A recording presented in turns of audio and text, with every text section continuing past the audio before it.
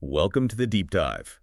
Today we're immersing ourselves in the extraordinary legacy of, well, a figure whose image for 6 decades really defined and yet somehow simultaneously defied American cinema, Charles Robert Redford Jr. Robert Redford. Yeah, he was, without question, sort of the archetype of Hollywood's golden boy. Totally. He just had that magnetic screen presence, and those quintessential all-American good looks. It made him the biggest box office draw of the 1970s. For a lot of people, he was star power. Absolutely. But if you look at his entire arc, the paradox is just striking. Redford took that massive commercial success, that undeniable glamour, and he didn't use it to, build a bigger mansion. Yeah. He used it to challenge and, in many ways, dismantle the very system that created him. He really did. He refused to be boxed in by that handsome stereotype. Exactly. And instead, he channeled that fame, that wealth, into political action, environmental advocacy, and maybe most enduringly, the world's largest independent film movement. And that tension, the reluctant superstar versus the deeply committed artist and activist, that's really the engine of his life's work. Our deep dive today, it pulls from a pretty comprehensive overview of his 6-decade career right up to his passing in 2025. We're focused on dissecting that exact duality. Yeah, our mission statement is clear. We want to unpack that intricate relationship between commerce and creativity. Yeah. How did the fame from playing, charming outlaws and romantic leads become the exact financial and political leverage he needed to create the Sundance Institute? Which, let's face it, nurtures stories Hollywood would probably never touch. Okay, let's unpack this. Right. And we'll be analyzing not just the sheer volume of his success, but the strategy behind it. We need to understand why his consistent dedication to environmentalism, to social justice, and really critically, to non-mainstream independent voices makes his legacy so uniquely valuable. He consciously converted that celebrity influence into verifiable cultural and political weight. It's almost like a masterclass in how an artist can maintain integrity while still operating inside a commercial structure. Okay, so to really get a handle on the godfather of independent cinema, we have to start at the beginning. The unexpected beginnings of Charles Robert Redford Jr., born 1936, Santa Monica, California. Yeah, his background was anything but glamorous. His father was an accountant, and his early life, even though it was in California, was really shaped by a very different environment than the studio system. Right. Redford consistently credited his deep-seated environmentalism, his love of nature, to his maternal side, specifically spending time down in Texas visiting his maternal grandfather. That's such a key detail, isn't it? The man who becomes almost synonymous with Hollywood power, but he's rooting his identity in the rugged authenticity of the American West and environmentalism right from childhood.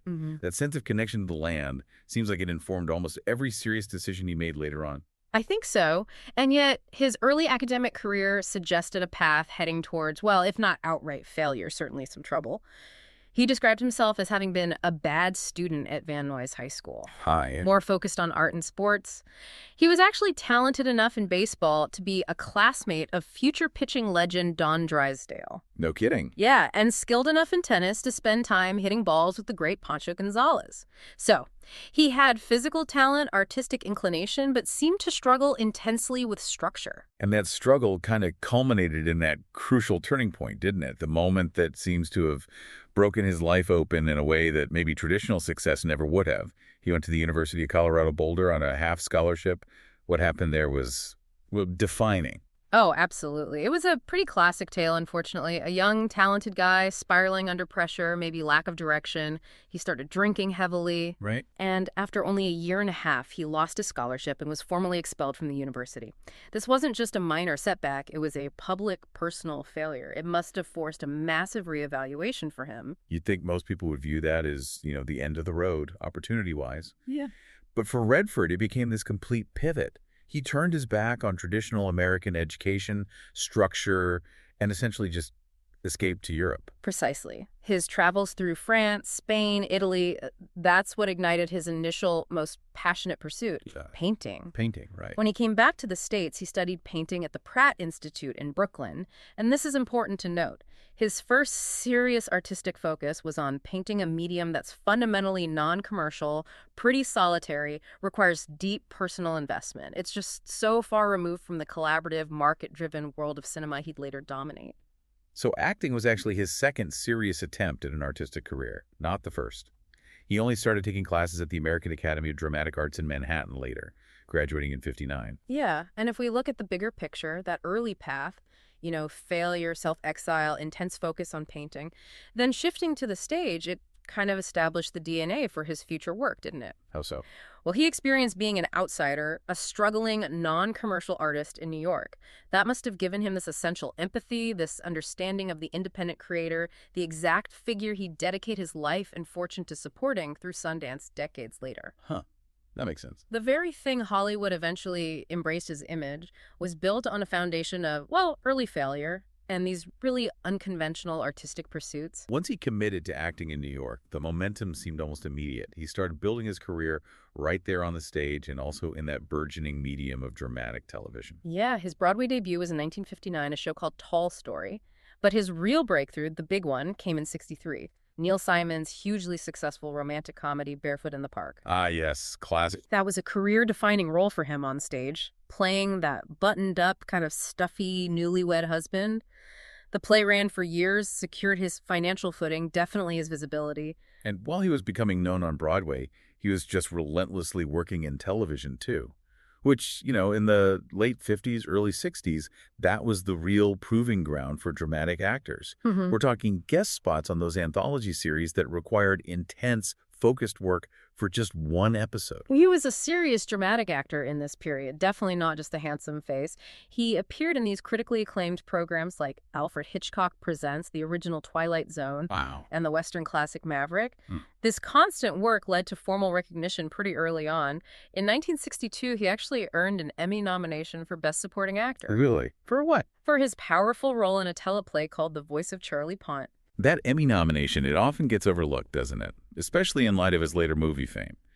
But it signifies that the industry saw him early on as a serious dramatic talent, capable of deep, intense work, long before he had all that box office success. Absolutely. Then his move into feature films began, well, gradually.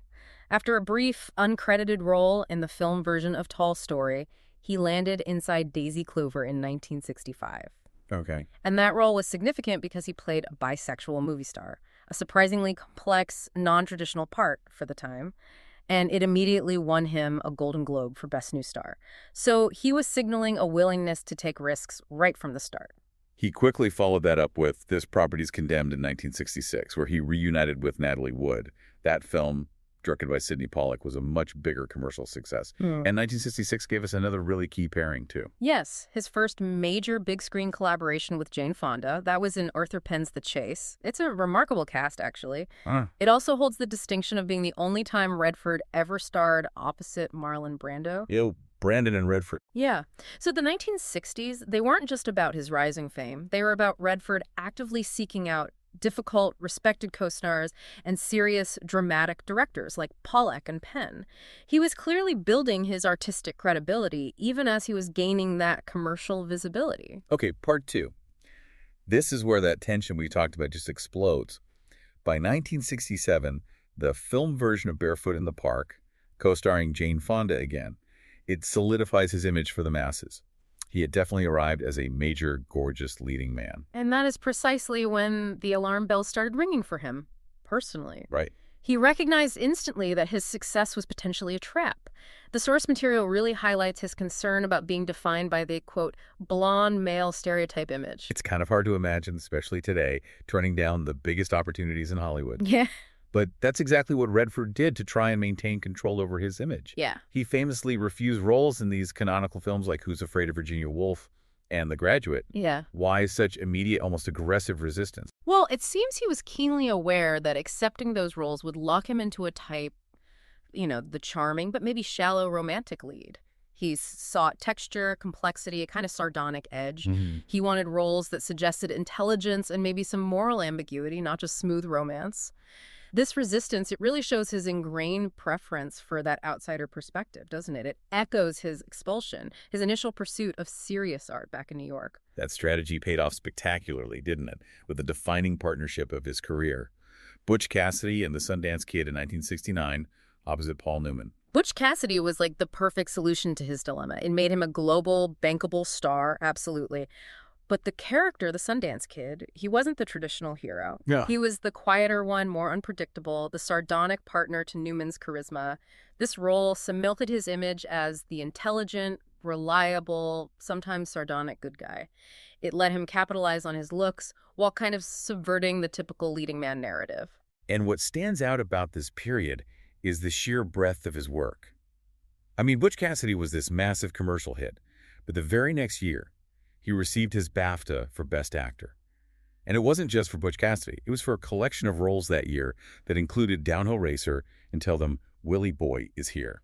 That's a crucial distinction. Downhill Racer was particularly important because Redford served as the executive producer on that as well. Ah, It was a gritty, character-driven story about an ambitious steer.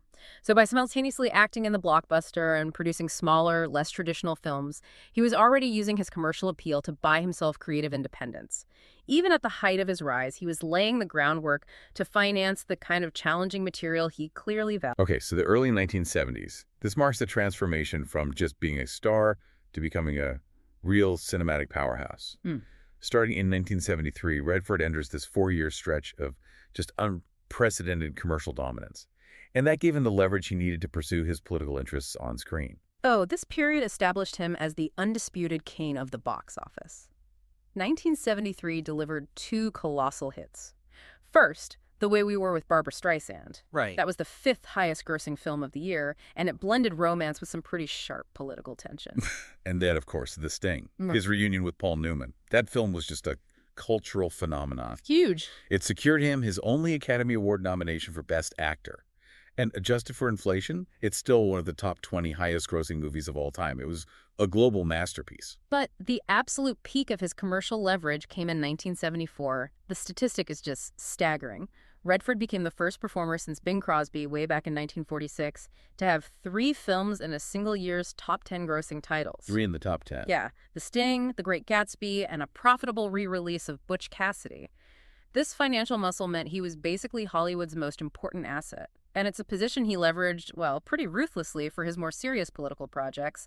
He was voted Hollywood's top box office star 3 years running, 74 through 76. Yeah. That level of power, it wasn't just about bigger salaries, was it? It was about creative control. Exactly. When you are the most bankable name in the world, you can demand producer credit, you can push for final cut, you can choose subject matter that was previously seen as too sensitive or too risky for commercial success. Right. And this power was immediately channeled into a series of political thrillers that really defined that post-Watergate era.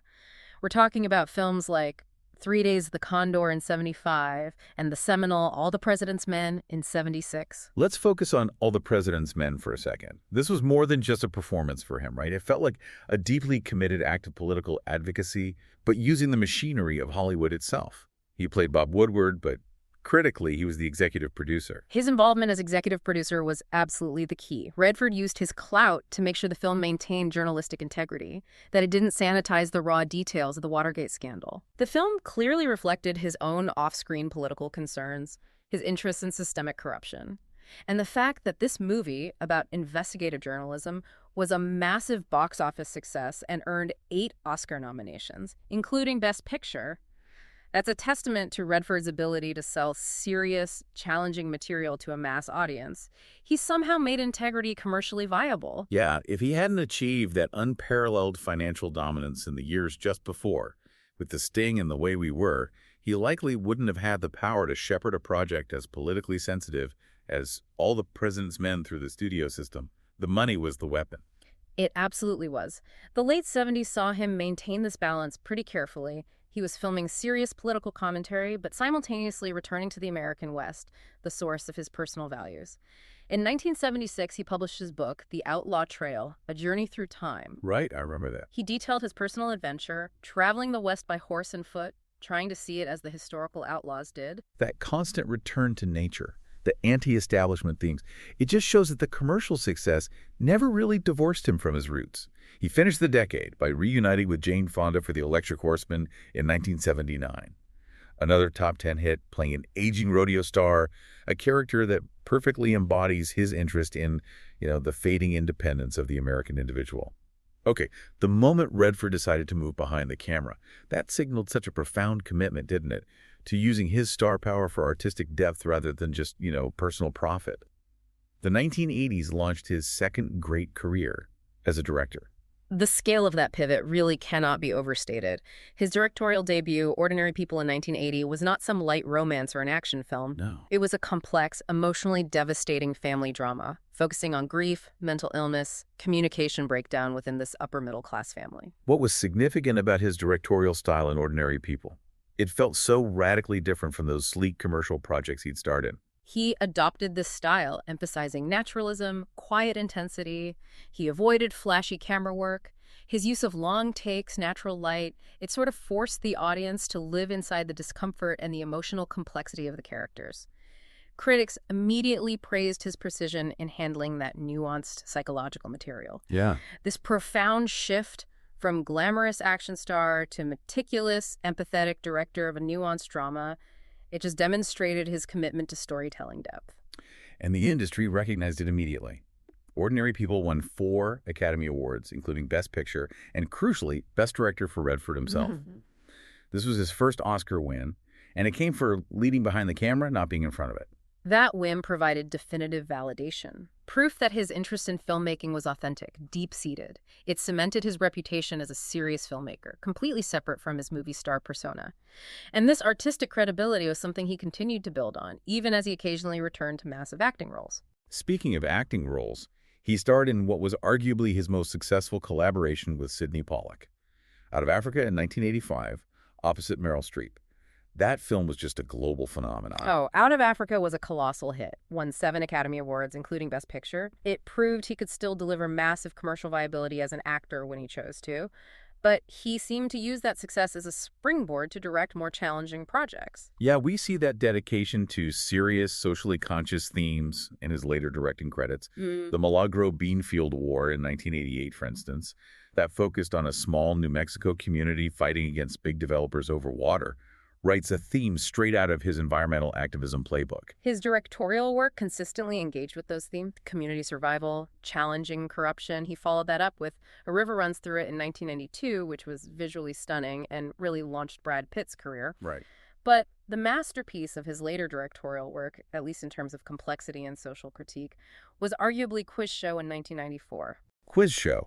That explored the rigging of television quiz shows back in the 1950s. Yeah. It was such a sharp, focused critique of how quickly American ethics and integrity could be corrupted by celebrity and corporate pressure. Critics hailed it as his best film since Ordinary People. It demonstrated his uncanny ability to take real-life ethical failures, whether it was journalistic corruption in the 70s or television corruption in the 50s, and turn them into critically and often commercially viable cinema. He wasn't just making movies, he was making films that had what he called cultural weight, using mass media to discuss deep societal flaws. Okay, now we come to the part of his legacy that fundamentally changes the map of American cinema. Okay. The creation of the Sundance Institute and Film Festival. Ron Howard called this his artistic game-changer moment. Yeah, and the origins are fascinating because they tie directly back to his first massive commercial successes. Redford used the proceeds from Butch Cassidy and the Sundance Kid and Downhill Racer, the films that made him a star, to buy a failing ski area up in Utah called Timp Haven. And he renamed it Sundance, right? Ah. After his iconic character, he and his first wife, Lola Van Wagenen, they established their home there way back in 1963. The name itself is the ultimate synergy of commerce and art. It really is. The commercial triumph was immediately rooted in this place dedicated to nature and later to independent artistic vision. So the Sundance Institute was formally co-founded in 1978. It was conceived as this nonprofit incubator, a place where filmmakers, artists could come together outside the pressures of Hollywood just to develop their voices. The Film Festival, which grew out of an earlier Utah U.S. festival, followed later and kind of became the public face of the whole movement. What's crucial for you, our listener, to grasp is that this wasn't just some celebrity vanity project. Redford fundamentally altered the structure of American filmmaking, distribution, development, everything. How did the Institute operate to create such profound change? Well, the Institute's real impact comes through its labs, specifically the screenwriting labs and the directing labs. These aren't just typical festivals or networking events. They are intensive workshops. Independent, often first-time filmmakers are paired with established industry mentors. They get development funds, they get time, and critically, they get psychological support to finish projects that Hollywood would typically deem too small, too weird, or maybe too politically volatile. So it's not just about showcasing finished films, it's about actually developing the talent from the ground up, providing that foundational support for truly independent voices. Can we trace the success of some of the most influential contemporary filmmakers back to these early labs? Oh, absolutely. Yeah. Sundance became the primary launchpad for an entire generation that reshaped cinema in the 90s and beyond. Think of the tangible impact. Steven Soderbergh's breakthrough Sex, Lies, and Videotape. Jeez. Quentin Tarantino working on Reservoir Dogs there, or Jim Jarmusch in his early distinctive work. These are filmmakers who, might never have found a platform or the crucial early mentorship they needed without the Institute. Redford essentially became the godfather of independent cinema. He created the essential pipeline for non-Hollywood, non-mainstream voices to gain critical attention, get distribution deals, and eventually reach the mass audience. It's honestly hard to imagine the landscape of American independent film today without him. And this commitment was maintained through these commercial mechanisms designed specifically to feed the nonprofit engine. Redford utilized his capital, his branding, to build the whole Sundance empire. The Sundance catalog, which sells home goods and apparel inspired by his aesthetic. Right, I've seen those. And the Sundance Channel, which premiered in 1996, focused purely on independent cinema. That's the key duality right there in action. The profitable ventures, like the catalog and the channel, they were the reliable revenue streams that financially sustained the nonprofit institute and the festival. Yeah. He literally monetized his image and his aesthetic tastes to continuously subsidize independent art that challenged the commercial status quo. As the New York Times noted, his work ensured that films depicting serious topics, corruption, grief, the kind of films Redford liked to make and support, could find cultural weight and resonate with the masses, even without a major studio backing them. This commitment, it really secured his legacy as a structural change agent, not just a successful actor or director. Redford's activity had never really slowed down, did it? Even as he was expanding his whole Sundance empire, he continued to pursue politically charged roles and directorial projects well into the new millennium. Yeah, he maintained his interest in those themes of espionage and corruption. He starred in films like Sneakers in 1992, which was actually a surprisingly effective and fun thriller about cybersecurity and surveillance. I like Sneakers. Me too. His producing work also reflected a return to his roots. He served as a producer on the documentary All the President's Men Revisited back in 2012. And as a director, he remained committed to nurturing talent. The Horse Whisperer in 1998, which he directed and starred in, that really brought a young Scarlett Johansson into greater prominence, didn't it? It did. And Johansson later reflected that Redford taught her what acting could be: quiet, internal, driven by substance, which echoes his own directorial focus on nuance and restraint. It feels like a deliberate choice in opposition to the explosive, often superficial action films that dominated Hollywood. And then we have the great irony, maybe, of his later career. His foray into the biggest commercial franchise on the planet. Right, the Marvel Cinematic Universe. In 2014, Redford surprised absolutely everyone by playing the high-level antagonist Alexander Pierce in Captain America, the Winter Soldier, the ultimate champion of independent art working within the biggest mainstream cinematic machine imaginable. It almost seems like a betrayal of his values on the surface. But given the context of his career, maybe it feels more like a pragmatic move, like a final cash-in to secure the future of his independent institutions. That's certainly the most logical way to view it, I think. His brief reprisal of the role in Avengers. Endgame in 2019 was his final official on-screen role. But tucked between those massive blockbusters, he delivered one of the most critically demanding performances of his entire career. All Is Lost in 2013. Oh, All Is Lost was such a profound artistic statement. He was the only cast member playing a man lost at sea with almost zero dialogue. It was a performance just stripped bare of everything except pure physical and psychological commitment. It was a masterclass in minimalist acting, relied entirely on his presence, his nonverbal communication. He earned a Golden Globe nomination for it, and his first New York Film Critics Circle Award for Best Actor. RogerEbert.com praised it as the performance of the latter half of his career. It just showed that even late in life, he was prioritizing difficult, substantive, artistic challenges over easy commercial fare. And he had one final, perfectly thematic moment just before his retirement announcement. In 2018, he played the bank robber Forrest Tucker in The Old Man and the Gun. That was the ultimate artistic circle of life, wasn't it? He started his stardom as the charming outlaw in Butch Cassidy, and nearly 70 years later played a lifelong bank robber as this final thematic cap to his acting career. He was definitely playing with his own legend. Yeah. And although he later regretted announcing his retirement after that film, the theme of the charming, independent outsider remained consistent right until the very... Redford's career was defined not just by the stories he told on screen, but by the causes he championed off-screen. Yeah. He was a tireless and genuinely powerful advocate for decades. He was a staunch supporter of multiple, often intertwined causes: environmentalism, Native American rights. He executive produced and narrated the documentary Incident at Oglala about Leonard Peltier and also LGBTQ equality. He used his platform consistently to support advocacy groups and push for meaningful systemic change. His environmental commitment, which seemed to stem right from his childhood in Texas and his decision to anchor his life in Utah, that was perhaps his most passionate advocacy. He served as a trustee of the Natural Resources Defense Council for a long time. And his actions went way beyond just public relations. He used his standing to influence major institutional decisions. A prime example happened in 2014 when Pitzer College, where he served as a trustee, announced its divestment from fossil fuel stocks. That was a big deal. It was huge. Pitzer was, at the time, the largest endowment institution in the U.S. to make that specific commitment. So that's not just, endorsing a cause. That's actively using institutional influence to push a major financial victory for environmentalists. He also established the Robert Redford Conservancy for Southern California Sustainability at Pitzer College back in 2012, showing this long-term commitment to educating the next generation of environmental leaders. Yeah, and it's also important to recognize the nuance in his political stance. While he was firmly progressive on social and environmental issues, he did seem to avoid becoming a strictly partisan figure. He endorsed Barack Obama in 2012, yes, but he also maintained friendships and occasionally supported Republican allies in Utah, like Gary Herbert for lieutenant governor. He also generated that moment of confusion, didn't he, when he appeared to offer some initial, maybe non-endorsing praise for Donald Trump back in 2015, saying he was glad Trump was shaking things up. That comment was pretty quickly clarified as non-political, focusing purely on Trump's disruptive energy at the time. However, his subsequent political statements made his stance absolutely unequivocal.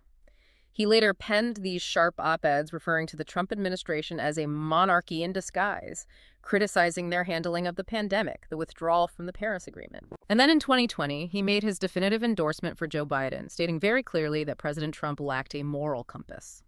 So this shift demonstrates that while he might have sought to maintain bridges, his core progressive values ultimately dictated his public political use of his platform. And the leverage he achieved through his star power allowed him to effectively mobilize public opinion against powerful corporations. I mean, the perfect illustration is his long-standing fight against the TransCanada Corporation's Keystone Pipeline. Absolutely. In 2013, the CEO of TransCanada, Russ Girling, publicly identified Redford as a leader of the anti-pipeline protest movement. That kind of public recognition from an industry leader, it just confirms the immense political weight he's passing. Given the sheer breadth of his commitment as an artist, a director, an entrepreneur, and activist, the list of honors Redford amassed is truly staggering. It encompasses both cinematic achievement and real civic commitment. Yeah, the capstone of his civic honors had to be the Presidential Medal of Freedom, awarded in 2016 by President Barack Obama. And Obama specifically recognized him as one of the foremost conservationists of our generation. He was also honored by the Kennedy Center back in 2005. And cinematically, the awards are just immense. Yeah. The Academy Honorary Award in 2002, 5 Golden Globe Awards, including the Cecil B. DeMille Award in 1994, the Golden Lion for Lifetime Achievement at the Venice Film Festival in 2017. France also recognized his contributions to global cinema with the Honorary Caesar in 2019. Just a huge list. Redford died on September 16, 2025, at the age of 89. And it is, I suppose, thematically fitting that he died in his sleep at his home in Sundance, Utah, the place that really represented the culmination of his artistic and environmental vision. He was later laid to rest on his own property after a private funeral, maintaining that desire for privacy and connection to the land, even in death. The tributes that followed really highlighted the depth of his impact, touching on pretty much every facet of his career. Yeah, his lifelong co-star, Jane Fonda, offered a really powerful summary. She stated, "He meant a lot to me and was a beautiful person in every way. He stood for an America that we have to keep fighting for." Wow. And Meryl Streep succinctly noted, "One of the lions has passed. Rest in peace, my lovely friend." Even across the political aisle, figures like Donald Trump, Barack Obama, Hillary Clinton all commented on his passing, which just confirms his status as a truly influential cultural giant whose impact transcended mere acting. But the filmmakers, particularly those associated with Sundance, they were the most explicit about his profound structural impact. Ron Howard called him an artistic game changer, precisely because he gave independent voices a platform that was previously, frankly, non-existent. Redford's legacy, therefore, it seems rooted not just in his own brilliance, but in the brilliance he actively enabled. So, looking back across Redford's long and incredibly dynamic career, the synthesis of his impact really is defined by that continuous tension we discussed at the start, that constant interplay between massive commercial viability and rigorous artistic substance. He was born Charles Robert Redford Jr., the golden boy of Hollywood. Yeah. Yet he continuously fought that image, actively seeking out risky material, whether it was the dark family trauma of ordinary people or the stripped-down survival of all is lost. He wanted his films to carry cultural weight, as he put it, using his fame to make serious topics like corruption, grief, investigative journalism resonate with the masses. We have to keep revisiting that idea of the reluctant sex symbol. He understood that glamour could be a cage.